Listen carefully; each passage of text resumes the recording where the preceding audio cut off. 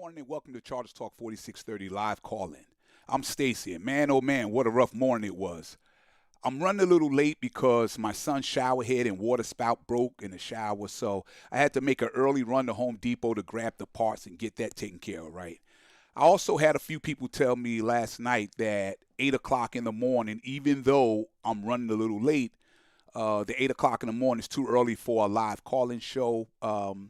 And because of that, they didn't think I should do it because people wouldn't be available. And you know what? Maybe they're right. But I already put it out there. It's already been advertised on social media. So we're going to roll with that today. And if we need to make any adjustments with time over the next few weeks, we'll do that. But to make things a little fun this morning, I'm giving away free gifts to the first two callers who call into the show. So if you've been thinking about calling, today is a great day to do it. Now, on top of all that, I ask that you be patient with me today because I'm using a completely different software setup today that I never used before because I needed the ability to be able to take your phone calls, right? And the software that I was using don't do that. So this is a different podcast for you, and it's a learning experience for me also. And to top it all off, it's supposed to be 110 degrees today, and it's hot as hell right now. Keep your pets indoors. Check on the elderly. Stay cool and stay hydrated. We know it's hot outside, and we're going to do everything we can to try to make the next half hour just as hot. So despite the adversity this morning, the show must go on. I'm here. You here. This is Chargers Talk 4630 live call-in. The lines are open. The phone number is 848-208-6743. It's right there on your screen. Chargers Talk 4630 hotline, 848-208-6743. Let's do it.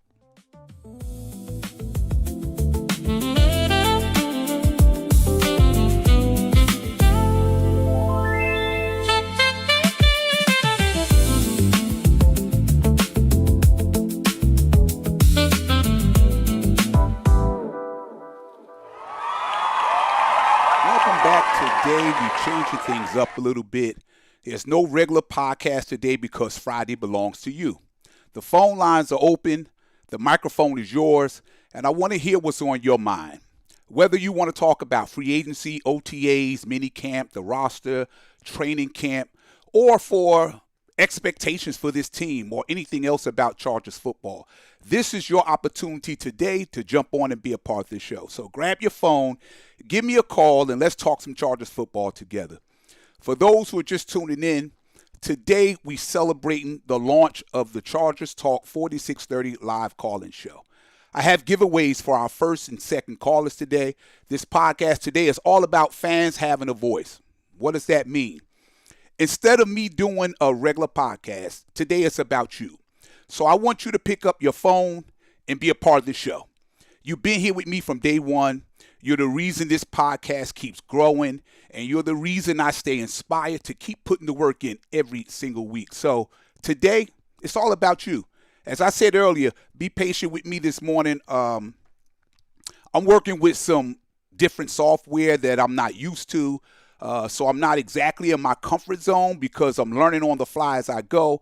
And this is only going to be 30 minutes. So I want to hear from you guys and know what you think. And maybe you love what the Chargers did in free agency. Maybe you don't. Maybe you got thoughts about the draft, OTAs, training camp, or who you think might make the final three-man roster, right? Maybe you got somebody you think is going to surprise a lot of us this season, right? Or maybe the surprise that we think is that a player we think going to make it might end up getting cut. So here's another topic we could talk about today as well. I hear all the chatter from mainstream radio talking about Tuli Pelotu and all these rumors that the Chargers is not going to pay him what he's worth. Sports networks are already saying, what if he have a monster season and then leave in free agency? And some of you guys are concerned about that as well. But I haven't heard that from Jim Harbaugh. I haven't heard that from Joe Ortiz or anybody else in the Chargers organization. I remember, I think it was back in 2006, and A.J. Smith was the GM. And a lot of the reporters, and I think it was Antonio Gates was holding out for his second contract. And there was a lot of reporters kept drilling A.J. Smith with questions about We hearing that Antonio Gates is not happy. He don't want to be here anymore. You guys don't want to pay him what he's worth.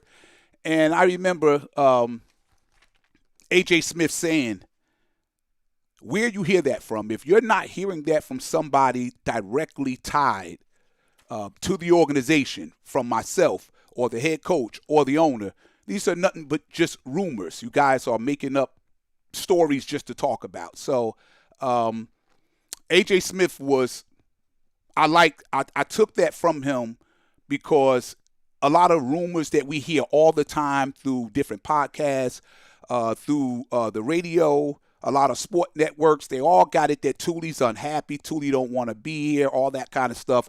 As far as I'm concerned, that's all rumor and speculation. And until somebody with the reputation of like Ian Rappaport or Adam Schefter comes out and says that they can confirm directly from the organization that this is a thing, I'm not buying into it. You know, this is the quiet season of the NFL right now. There's not a whole lot going on, and people are looking for stories to talk about until football activities start to pick back up. So if you got an opinion on Thule, the Chargers, the upcoming season, or anything else on your mind, give me a call. The number is 848-208-6743. That's 848-208-6743. It's right there on your screen. And remember, this is not just my podcast, it's our podcast. So pick up the phone, call in. Now let's transition to some sad news I want to touch on just for a little bit about former Tennessee Titans running back Chris Johnson. I was watching Good Morning America last week, and I saw the story about him being diagnosed with ALS. And I have to be honest, that was really hard to watch. You know, it reminds me of how often, oh, hold on a second, I think we getting a call. We get somebody calling in live. Let's see if we could take this call real quick. Hold on a second, people.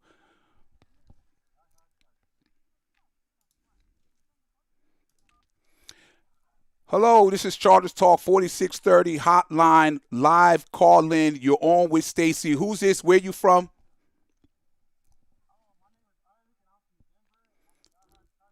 Wow.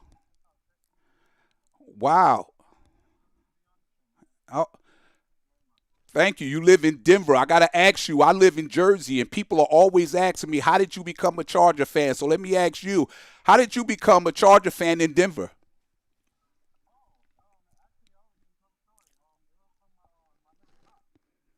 Okay.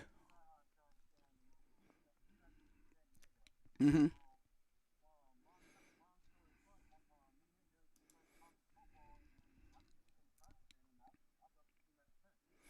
Oh, nice. So, what's on your mind? What do you want to talk about today? How do you see? Are you looking forward to camp? What are you looking forward to at camp, and what are you looking forward to this coming season with the Chargers?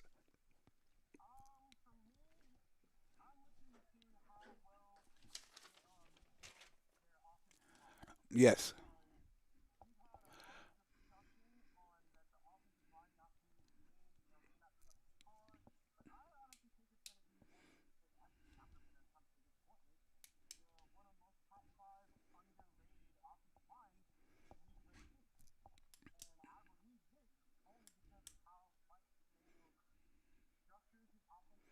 yes, I agree. I agree. They had so many problems last year. You know, who knows how far the Chargers could have went last season, right? You know, they had with Joe. How many teams have two tackles? One is All Pro and one is a Pro Bowl player, and you lose both of them. And now you got both of those guys back.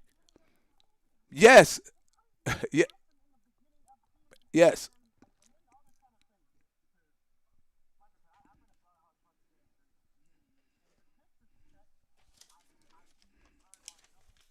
yes, yes,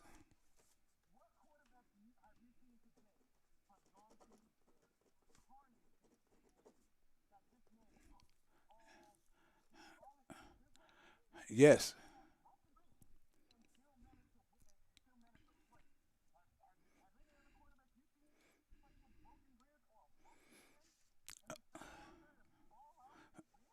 yes, yes, yes. I agree.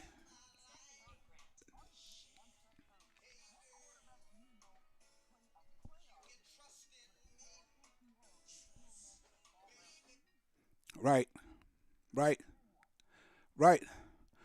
Listen, Justin Herbert is the real deal, and the you know I think a lot of people across the league just know how great this guy really is. But if you would agree with me, we know now with Justin Herbert, we know he can make every throw, right? We know he's tough as hell. We know that he wins in the regular season now. The last couple of years, they've been 11-5, I believe, or 11-6, and been in the playoff. Now the next step is winning the postseason because quarterbacks are always judged by what they do in the playoffs. So I think with the addition of Mike McDaniel, and I mean you look a plethora of weapons all over. Now you bring in the tight end. Yes, yes, yes, yes. So who are you looking for in terms of the left guard position? Because there's supposed to be a heated battle going on in camp with Coyote Owasika and Jake Slaughter. What's your thoughts on that?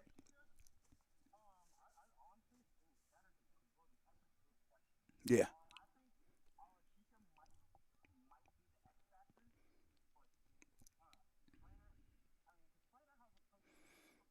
yeah,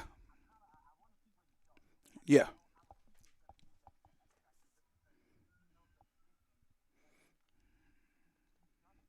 yeah.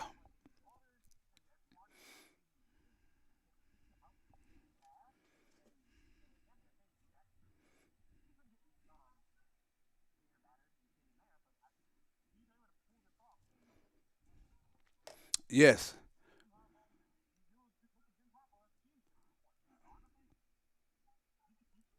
yes. Well, listen. What's your name again? I want to put you down first caller because I got something I have to send you. Give me your first name again. Isaac, do me a favor. I'm going to give you this number. It's the number to my website, SLM Expressions. The number is 848 202 6955.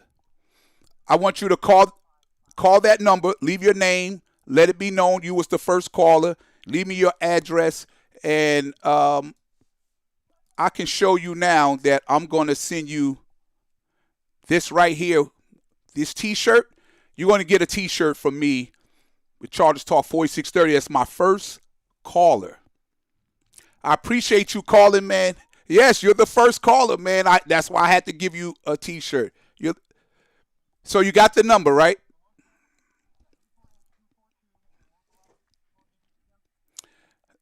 202 6955.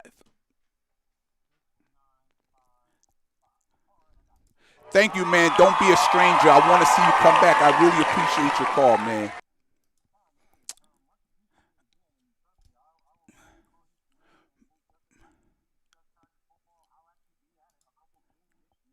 Right. First caller, Isaac Denver in the house. Well, all right. Thank you, man. Appreciate you.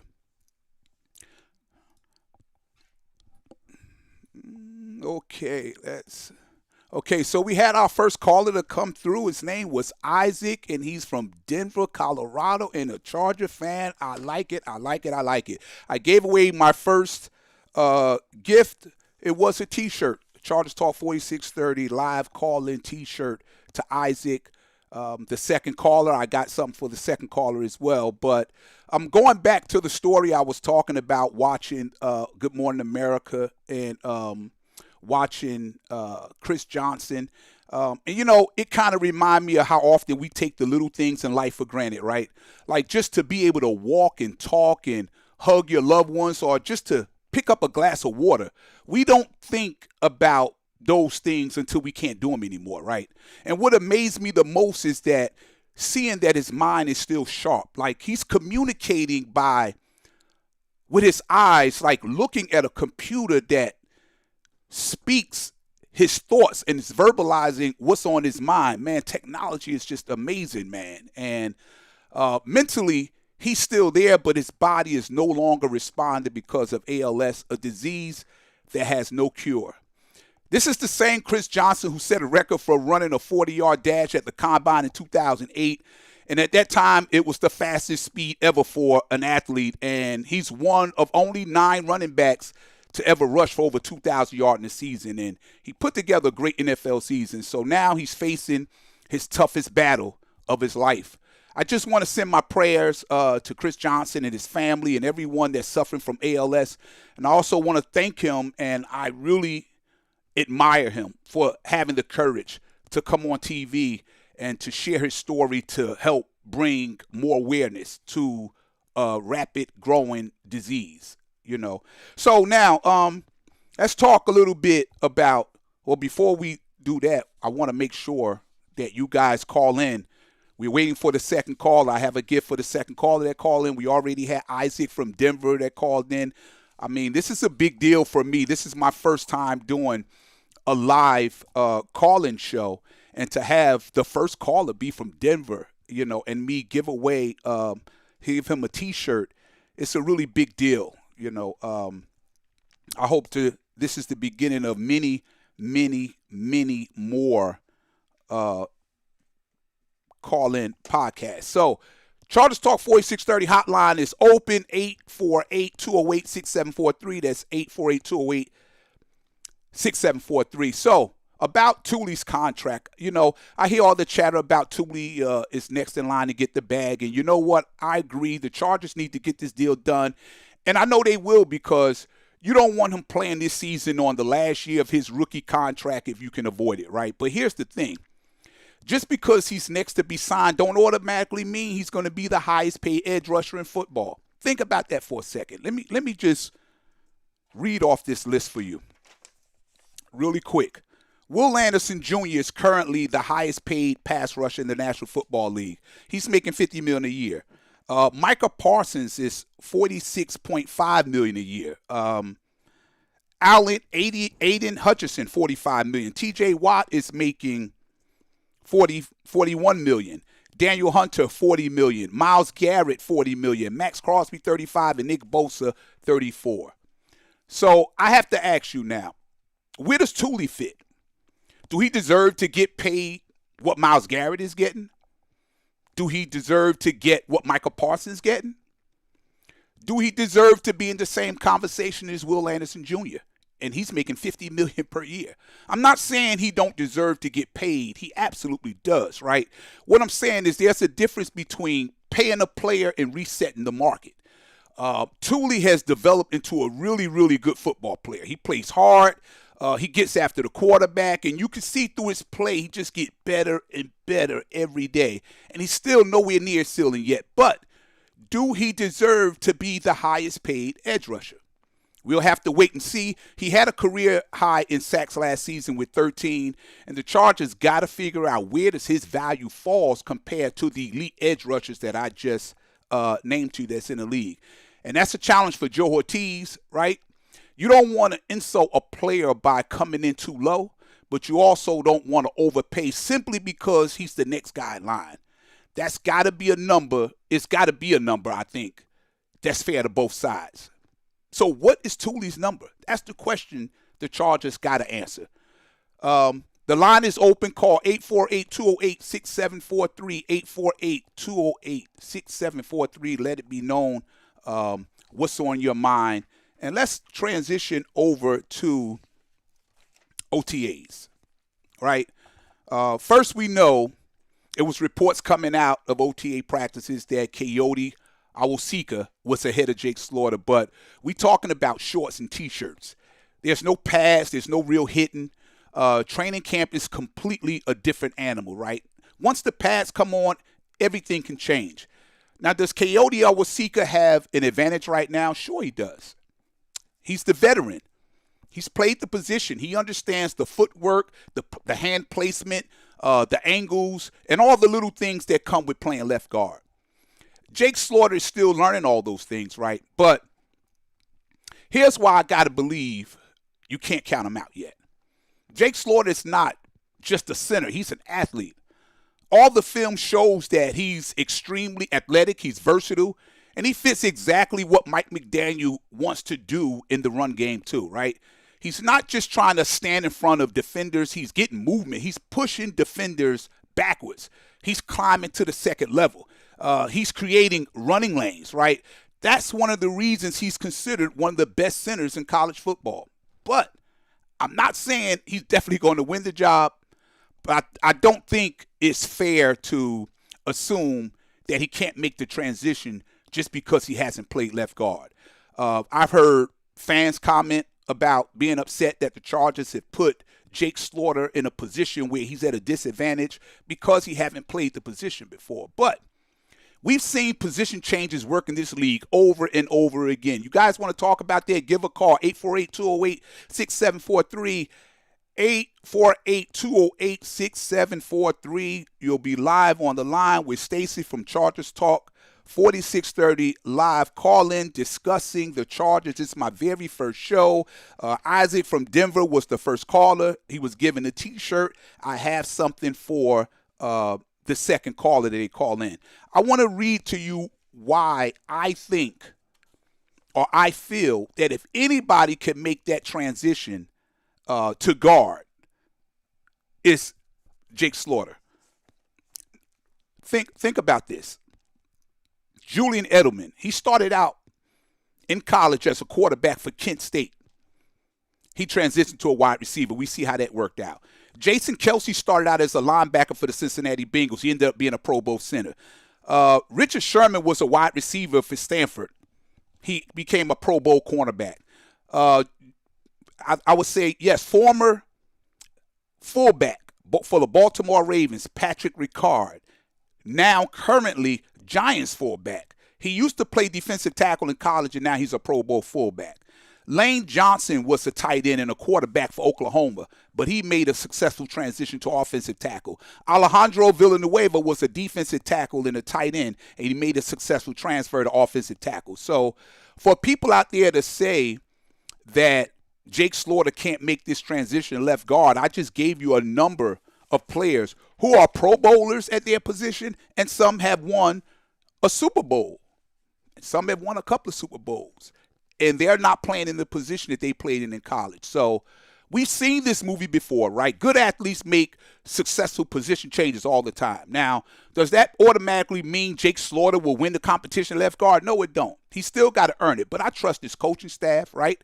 I trust Jim Harbaugh. I trust Mike McDaniels. And I trust Joe Ortiz. These coaches watch these players Monday through Saturday. We only see them on Sunday when they play in the game. So the coaches will always know better than we do. But if they believe Jake Slaughter got the athletic ability, the intelligence, and the skill set to play left guard, I'm willing to let the competition play out before I start to say it can't work, right? And here's the biggest thing for me. I don't care who wins the job, to be honest. I don't care if Kyoto Owasika or Kyoto, I never could say his last name. His name is Kyoto Awosika. I got to make sure I pronounce that right. I don't care if he win the job. I don't care if Jake Slaughter win the job. I don't care if Ronald McDonald win the job. I really don't care who lines up at left guard. If that player gives Justin Herbert better protection, if that player opens bigger holes for the running game, if that player makes the Chargers' offensive line better and the football team overall better, that's what I want. I mean, I really don't care at this point. And the reason why I say I don't care is like, I've been a Charger fan for 49 years now. And let me pull this up. For 49 years, I've been waiting for a championship. The Chargers have been to 4 AFC title games in their history and 1 Super Bowl. They lost to the Oakland Raiders in that championship game in 1981. They lost to the Bengals in 82 in that freezer game. It was one of the coldest games ever played. They defeated the Pittsburgh Steelers in the AFC title game in 1994. They lost to the Patriots in 2008. And, of course, we know how that played out when they played the 49ers in their only Super Bowl. So I'm 62 years old. I think it's realistic for me to say that majority of the years that I've been on earth are behind me now. I'm not going to be around another 62 years, right?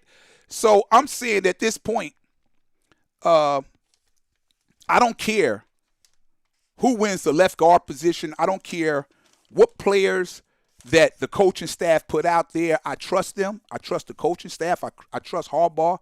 I trust Mike McDaniels. I trust Chris O'Leary. I trust this running game. And I I just want to win. And if that's Ayota Owasika there or Jake Slaughter, it don't matter. I just want to win, you know. One more time, I want to talk about, before we end this, I want to talk about expectations in training camp. Which player are you most excited to watch in training camp? Which player are you most excited to watch in training camp? I'll tell you what player that I'm most excited to watch. Let me pull up the list that I put here. I'm excited to watch defensive tackle Nick Barrett. He was a beast in college his last year. I can't wait to see Junior Colson. I can't wait to see if Kyle Kennard could take the next step. You know, I know he was injured last year, but Kyle Kennard had one of the best senior years of any college defensive player. I can't wait to see what Akeem Mesidor looked like in pads. And I also want to see Nico Reed and Eric Rogers. You know, they were cornerbacks last year, and they look good in camp. They look promising, look like they're going to be really, really good in the league, but injuries kept them off the field. So I'm looking forward to seeing what those guys do and if they could carve out a position on this team. You guys want to talk about anything else? We had our first caller. I'm still waiting on the second caller. Don't be bashful. Don't act shy, because every time I do a podcast, when the podcast is over, everyone comes in, and you know I try my best to answer every question or comment that's in the comment section after the podcast, and there'll be a lot of activity in the comment section. People call and they have what they want to say. Even if I disagree, they could call and they push back, or they call and they agree with something, or they call just to get something off their mind, get something off their chest about the Chargers, what they like, what they don't like. But now it's kind of quiet because I opened the lines up and I'm allowing you to call, because this show is about you, and I want you to call and voice your opinion and say what's on your mind. But it's quiet now. But I'm sure once the podcast is over, people are then going to go in the comment section and start. Now, I don't know. Maybe it has something to do with I'm doing it a little bit too early. I'll make those adjustments as we go moving forward. If I need to do it a little bit later to give people, I know people work. I did have somebody tell me, look, man, I would love to be on, but I got to work at night. I'm sleeping in the morning. Someone else told me I'm going to be at work in the morning, so 8 o'clock in the morning is not good for me. So maybe I could bump the time up to maybe 12, maybe 3. We'll see how it plays out, and if that would mean more people will be available to participate. I mentioned the battles in training camp. There's not really much. I want to keep this to a half hour. I don't want it to run too long, and we actually did the half hour already. We covered a few things. I like this. This was difficult because I was out of the norm, because I'm using software that I never used for the very first time, because the software that I've been using for years did not allow me to be able to take phone calls while I'm live on the air, so I had to switch, and I only had one day to mess around with it. So I'm surprised. I think I did pretty well for the first time navigating around in it.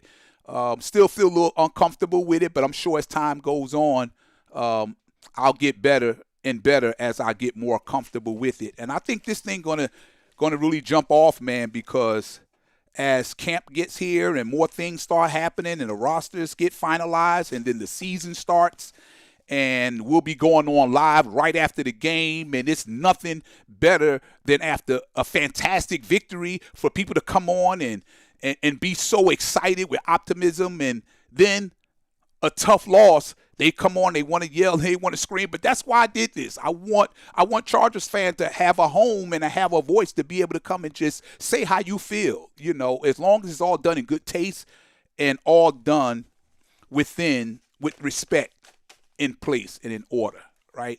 So I'm going to close this thing out, man.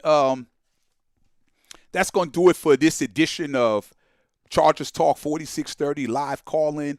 There's still a little bit of time, 2 minutes left. If somebody want to call in and say something to get that free giveaway that I have. But I want to thank Isaac for calling in, first-time caller. Thank you, I appreciate you, Isaac. I appreciate it very much. First-time caller from Denver, Colorado, a Charger fan. Thank you, everybody that tuned in, everybody that joined the conversation. For the people that are viewing that haven't participated, I appreciate you being here and watching. This show is different because it isn't just about my voice, it's about yours too. If you didn't get through today, don't worry. The phone lines will be open again next time, so come on back and be a part of the conversation. And let me say this. I know everybody can't make it on when I'm on live, so I know some of you at work, some of you work nights, some of you are sleeping in the morning. I completely get it, and I understand that. So if you can't join me live, you can still be a part of the show. You could call Chargers Talk 4630 hotline anytime during the week, any day, and leave me a voicemail. If you got a question, leave it. If you got a comment about the Chargers, leave it. If you want to tell me how you feel about the direction the team is going in, leave it. If it's something I could use on the show, will I play? Yeah, I will play it. Why not? I'll play it. I'll not only play it, I'll respond to it as well and put it on the podcast on the next live call-in show. I wasn't going to do that, but you know what? It's not a bad idea. I think I would do that. I'll take your question or your comment, whatever you want to talk about, and I'll post it live so that everybody can hear it. But you got to come up with a good one. So whenever you calling in live or leaving a voicemail during the week, your voice still matters. And I want this show to be a place where Charger fans can come and always be heard. Remember, every Monday I'll be right here with a brand new Chargers Talk 4630 podcast, breaking down the latest news, breaking down storylines, and everything about the Chargers, right? And as long as there's no major or breaking news that happens during the week, we'll be back here on Friday for another Chargers Talk 4630 live call-in show. But if breaking news happens during the week before that Friday get here, you already know me. I'm going to jump on live, and we're going to have a conversation about it, and I want you to participate. Thank you again for all your support you show me. I truly appreciate every view, every comment, every phone call, every voicemail, every subscription, everyone that's helped me in this community that continue to make this thing grow. I really appreciate you, man. None of this would be possible without you. Until next time, I'm Stacy, and this has been the Chargers Talk 4630 first time show, live call-in where the fans have a voice. Bolt up. God bless you. Have a great weekend, and I'll see you on the next one.